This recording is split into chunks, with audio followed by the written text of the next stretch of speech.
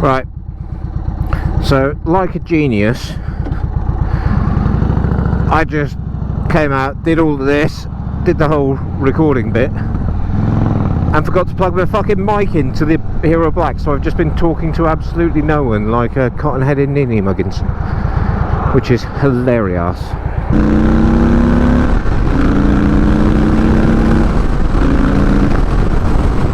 Right, where was I? Ah, yes.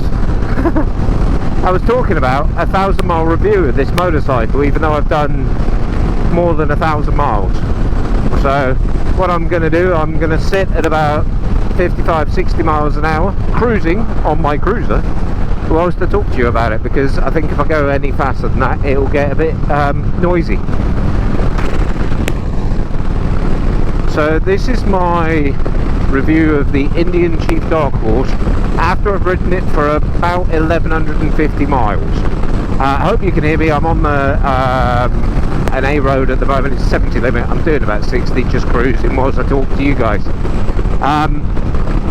And I'd say that's one of the key things about this bike, is you're very happy for the world to pass you by whilst you're on it, because you're having more fun than anybody else.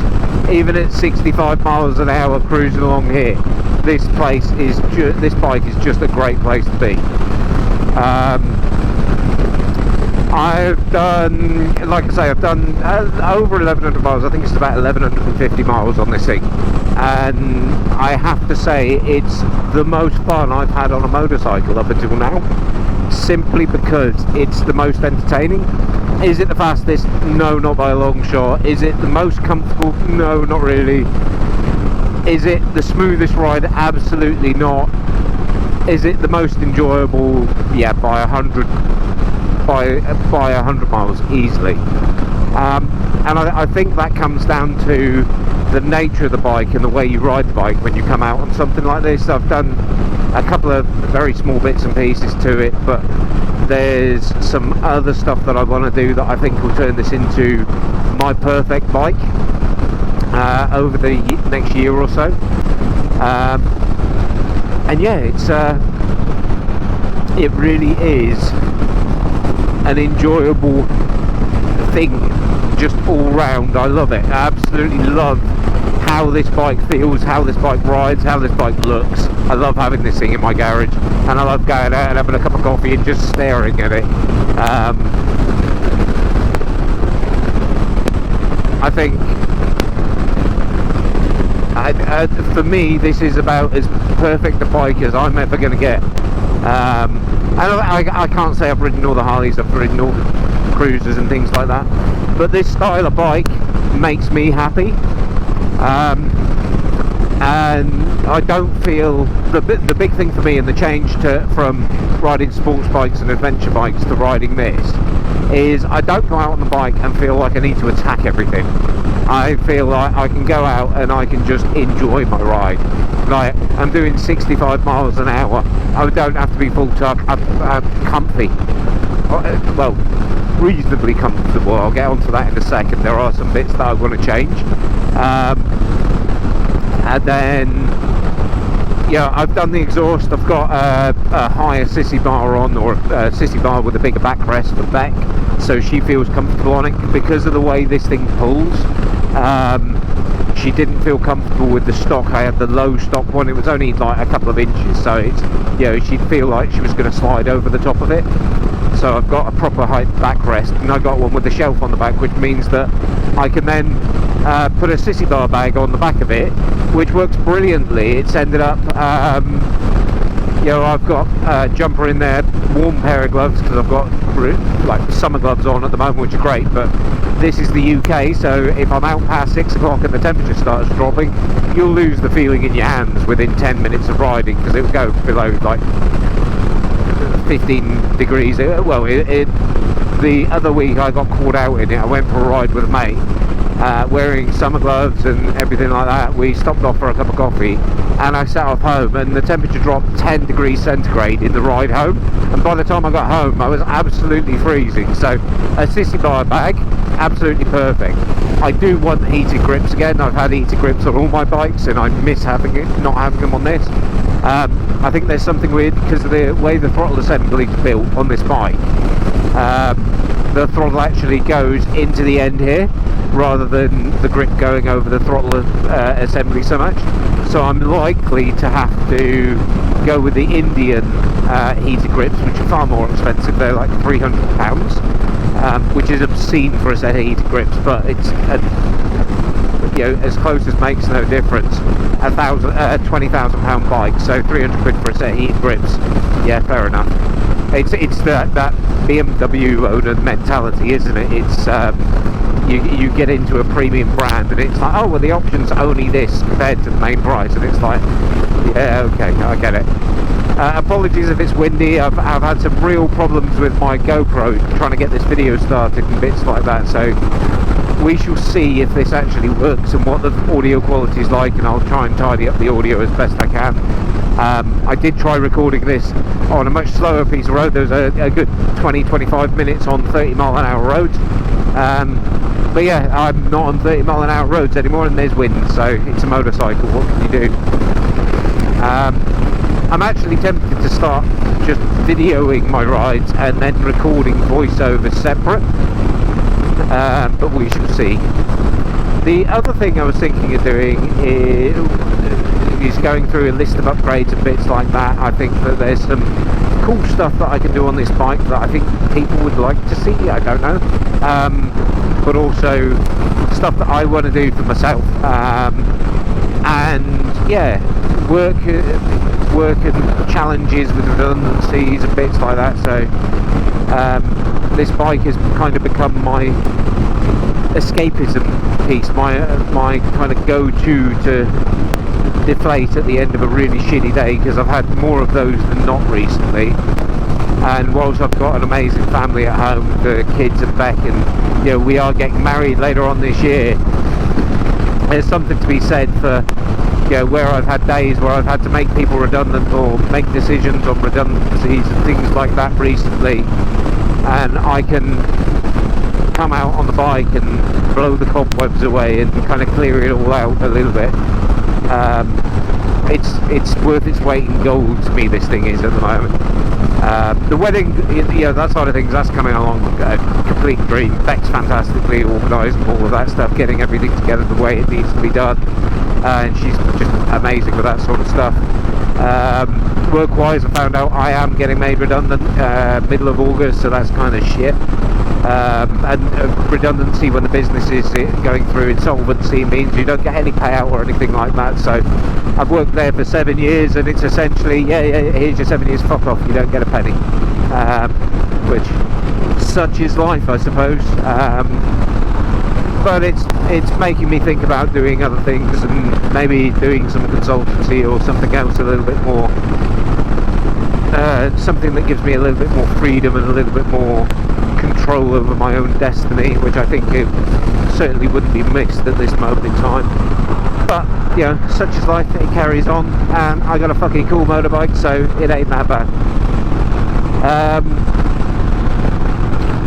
What else about the bike? So stuff that I want to upgrade on this motorcycle. Sorry, I was going off on a bit of a tangent.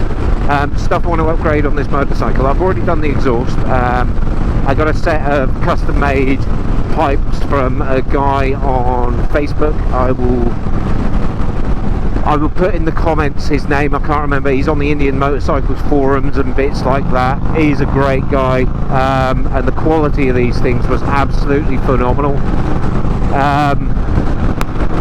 And yeah, it was basically just a message him on WhatsApp.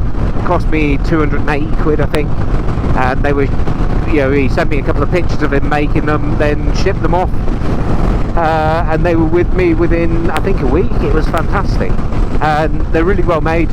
I did have to respray them through no fault of him.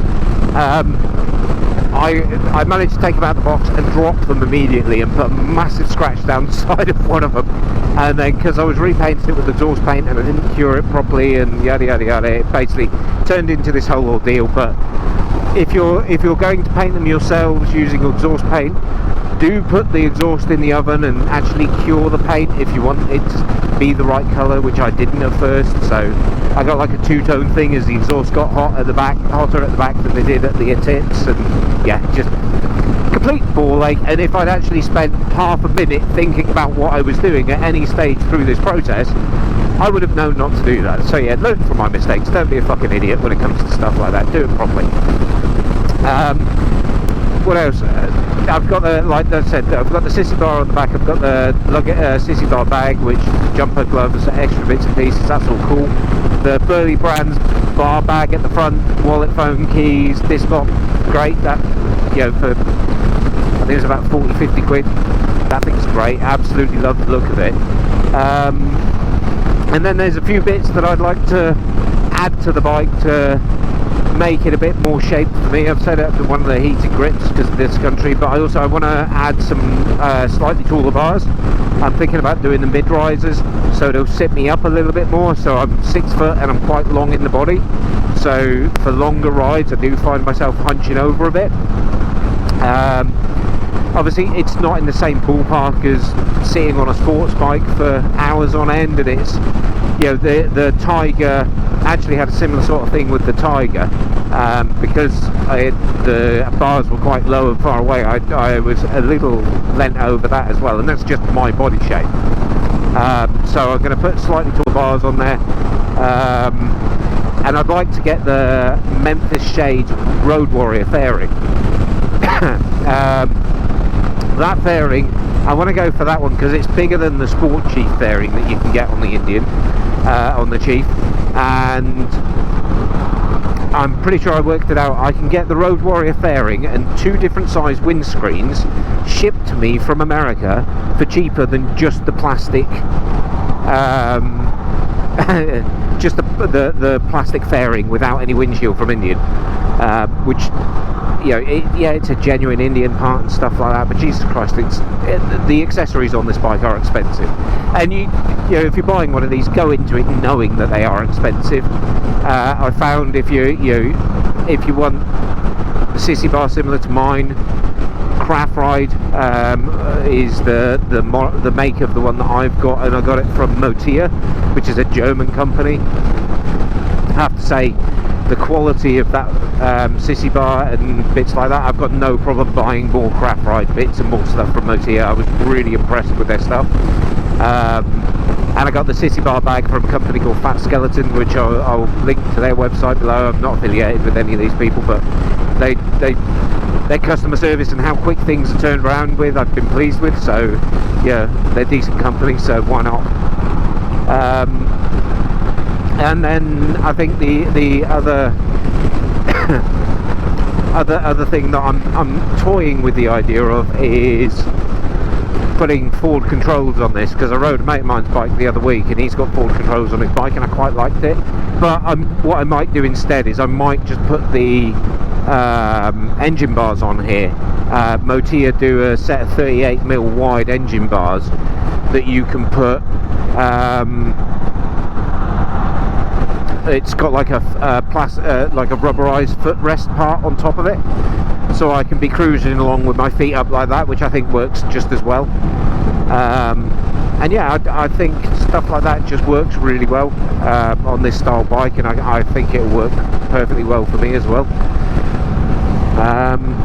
And yeah, I just think overall this bike is absolutely amazing and I love it, and I can't recommend it enough. I know it's a little bit gushy. The saddle, you know, I'm not a light guy. I'm quite heavy. I'm like 15.5, 16 stone, and the saddle is a bit uncomfortable for me because I tend to be leant right up against the back of it. So I think I probably will put a Saddleman step up on there, and that'll probably make it more comfortable for Beck as well. So yeah, just like saying, oh, I love this bike's perfect, and then I'm going to spend another £2,000 on extra bits and pieces for it. But you know, it's a motorbike, it's going to happen. I've yet to have a bike that I haven't wanted to put more stuff on. Really interested in why he's just sat in the third lane there, like a knob end.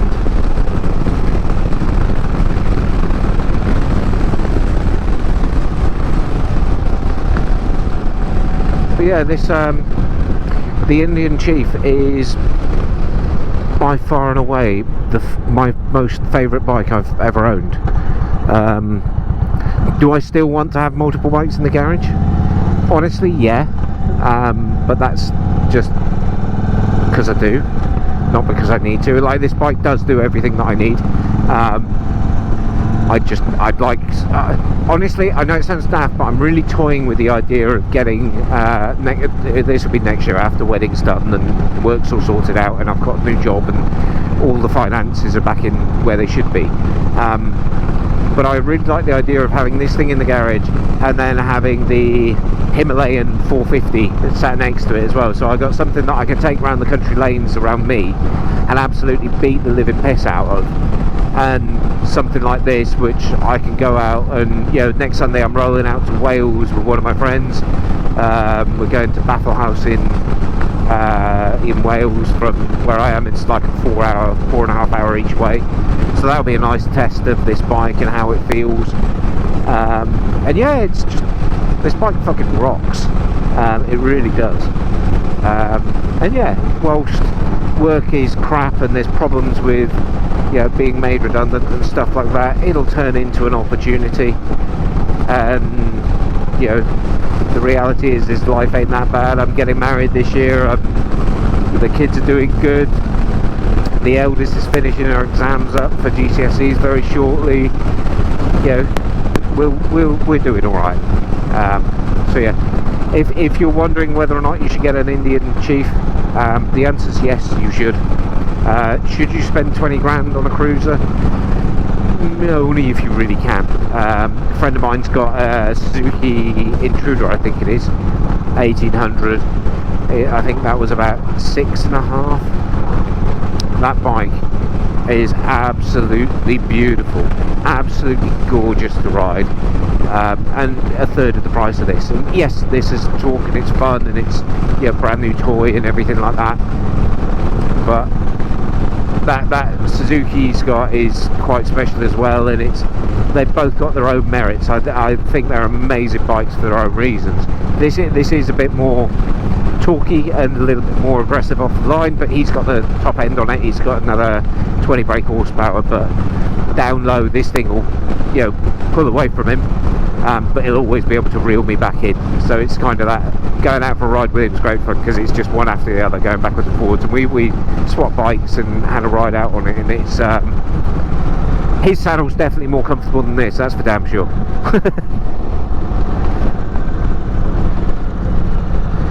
But yeah, it's oh, the other thing I need to talk to you about, or let you know, is I've got my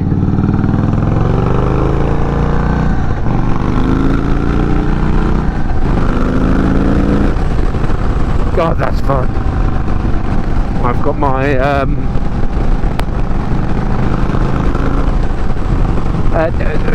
fucking hell. I've started a little business printing t-shirts, basically, of my own design. And I'm doing it because I want the t-shirts, but I've got a little website called strangemonkey.com. I'll put a link in below if you're interested. Have a gander. It's got my little monkey head logo on some of the t-shirts and some plain t-shirts and bits like that. But yeah, have a look. If it's your cup of tea, great. If not, great. I'm kind of doing it because I want the t-shirts more than selling them. But it's a nice little sideline, and if it can pay a bit towards my motorcycle habit, that'll be fantastic. Anyway, that's about it. I'm going to give my mate a call, let him know I'm about 10 miles away, and I'll be with him soon. So thanks very much.